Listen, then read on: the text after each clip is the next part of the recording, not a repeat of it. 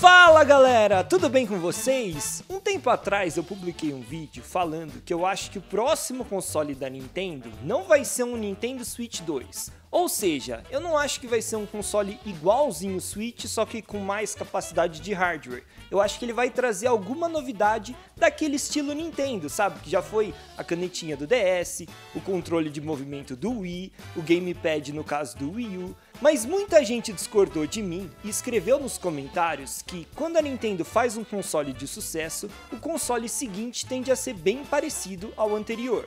E um dos exemplos que o pessoal deu foi a transição do Game Boy para o Game Boy Advance. E sinceramente, vocês têm razão, do Game Boy para o Game Boy Advance não teve grandes mudanças significativas. O Game Boy Advance é basicamente um Game Boy mais poderoso, com um hardware um pouco mais forte, gerando gráficos melhores. A única outra adição foi basicamente os botões LR, que não tinham no Game Boy original. Mas até aí isso não era uma grande novidade, já estava presente em vários consoles de mesa. Só que tem uma questão. Essa transição Game Boy para Game Boy Advance foi antes da Nintendo adotar o que passou a ser a sua nova estratégia de negócios. Até então, a Nintendo de fato tentava fazer o melhor hardware possível para cada um dos seus consoles, fossem eles portáteis ou de mesa.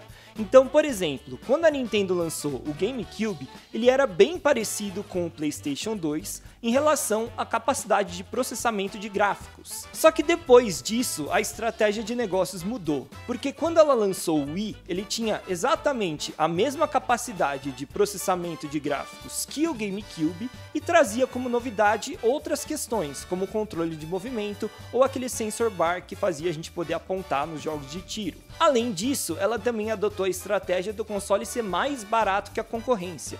Então, a partir dali, a gente viu o Wii sendo bem mais barato que Xbox 360 e PlayStation 3, e o mesmo se repetiu, por exemplo, para o Wii U, em relação ao PlayStation 4 e ao Xbox One, e agora, mais recentemente, o Switch, que é bem mais barato que o Play 5 e que o Xbox Series. Então, assim, faz sentido mesmo dizer que o Game Boy Advance não mudou tanta coisa em relação ao Game Boy, mas na minha concepção, essa é uma estratégia que a Nintendo já abandonou há muito tempo.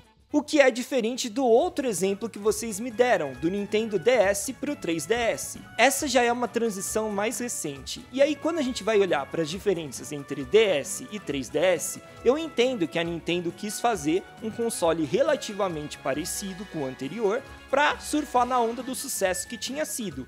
E só para ter uma noção, o Nintendo DS foi o console mais vendido da história da Nintendo. Também é o portátil mais vendido da história e o segundo console mais vendido da história. Então é claro que a Nintendo tinha naquele momento uma decisão difícil a fazer, porque ela estava substituindo um console de enorme sucesso.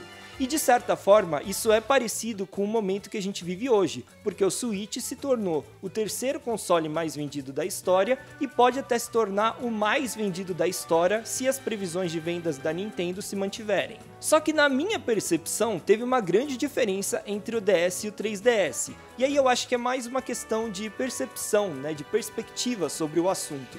Porque assim, quando o DS fez muito sucesso, a lógica mais simples seria: vou fazer um console igualzinho o DS com mais capacidade de processamento de hardware. Só que o que eles fizeram não foi isso. Eles lançaram um console que tinha o 3D como a principal funcionalidade. Essa era a grande novidade e foi em cima desse marketing que a Nintendo tentou vender o aparelho. Tanto que o nome do console é 3DS, ou seja, já deixa bem claro que é um DS 3D e não um DS2, como poderia ser chamado. Então, na minha visão, quando eu digo que o Switch pode ter uma grande novidade, é mais nesse sentido parecido com o DS para 3DS. Isso é, um console que seja parecido com o anterior, mas não simplesmente um console igual ao anterior com mais processamento de hardware, porque eu acho que ele vai ter esse algo a mais, que no caso do DS para o 3DS foi o recurso 3D. Então, só para deixar claro, eu acho que o sucessor do Switch vai continuar sendo um console híbrido. Eu também acho que ele vai manter mais ou menos o mesmo formato, da tela no meio com dois controlinhos destacáveis nos lados. E também acho que ele vai continuar se conectando à TV por meio de um dock. Mas isso não significa que ele vai ser só isso. É bem provável que ele tenha algum outro tipo de novidade. E aí é difícil a gente tentar prever o que, pelo menos eu tenho dificuldade para tentar elaborar o que pode ser essa novidade. Pode ser, sei lá, um Switch com 2 telas, uma canetinha que dê pra usar, estilo DS, não sei. Pode ser uma coisa diferente ainda, sei lá, uma câmera que permite que a gente use realidade aumentada, que nem um Pokémon GO da vida. Mas fato é que vai ter essa novidade e inclusive é provável que ela esteja presente no nome do console, justamente para já tentar vender a ideia de que aquilo é o grande diferencial para vender esse produto novo. Até porque se a Nintendo fizer simplesmente um Switch com capacidade de processamento mais forte, vai agradar um certo público, mas como muita gente já tem o Switch, talvez isso não seja um motivo tão grande para levar a pessoa a mudar de geração. Então eu acho que a Nintendo entende que ter esse diferencial é importante para vender o novo console. Porque a grande novidade do Nintendo Switch era ele ser um console híbrido. Só que isso era uma novidade em 2017. Hoje, que a gente está em 2024, isso já não é uma grande novidade. Você tem que trazer alguma coisa a mais para poder vender o console.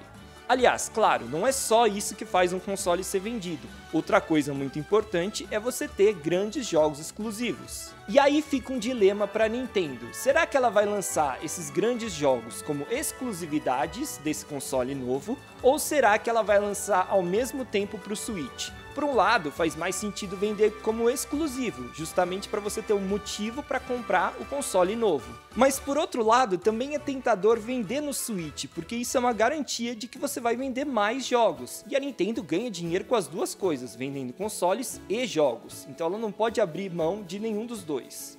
E esse assunto de continuar vendendo os jogos no Switch ou não foi abordado pelo Bill Van Zyl, que é o diretor da Nintendo da América Latina, numa entrevista recente que ele deu aqui em São Paulo durante a Gamescom.